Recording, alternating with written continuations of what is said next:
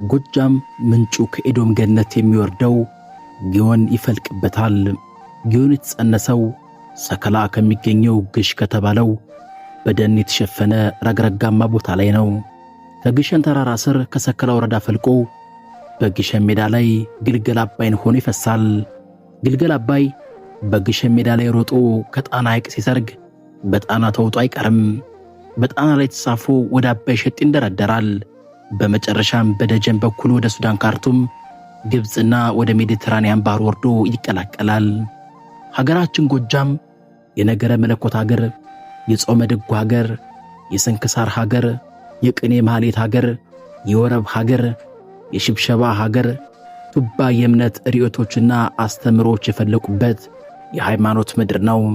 ጎጃም የቅኔ ሀገር፣ የግጥም ሀገር፣ የመዲና ሀገር፣ የዘለሰኛ ሀገር፣ የክራር ሀገር፣ የመሰንቆ ሀገር፣ እጅግ ውብ የሆነ የኪነት ሀብት የሞላበት የጥበብ መንበር ነው። ሀገራችን ጎጃም የሰዋሰው ሀገር፣ የጽሕፈት ሀገር፣ የሥርዓት ሀገር፣ የዘይቤ ሀገር፣ የፈሊጥ ሀገር፣ አስገራሚ ያነጋገር ብሂሎችና የቋንቋ ውዶች የፈለቁበት ደብር፣ የነ አራት አይና ጎሹ፣ የነ ተድላ ጓሉ፣ የነ ራስ አዳል ወይም ንጉሥ ተክለ ሃይማኖት፣ የነ ዶክተር ሐዲስ ዓለማየሁ ሀገር፣ የነ አቡነ ቴዎፍሎስ ሀገር፣ የነ ዶክተር ኢሳያስ አለሜ ሀገር፣ የነ ቆምጫምባው፣ የነ ሙሉጌታ ሉሌ፣ የነ ብርሃነ ምዋንና ሌሎችንም ሀገር አቀፍ አድባሮች ሀገር ነው።